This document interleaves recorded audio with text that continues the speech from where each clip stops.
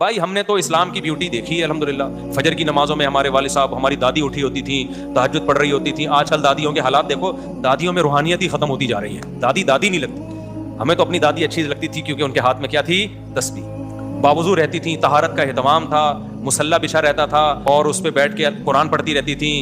तो अच्छा लगता है ना घर का ये माहौल। भाई मैंने इस्लाम का हुस्न अपने खानदानों में देखा है। और जो बुराई खानदानों में है वो इस्लाम को फॉलो ना करने की वजह से, अगर हो, मैं नहीं कह रहा है खानदानों में बुराई, लेकिन अगर है भी तो फॉलो ना करें, पूरा फॉलो करो तो घरों में ऐसे नूर बरसेगा मेरे भाई। आजकल तो ये जो लिबरल सेकुलर लोग आ रहे हैं, इनकी तो बूढ़ों को तौफीक ही नहीं मिल रही अल्लाह का नाम लेने की।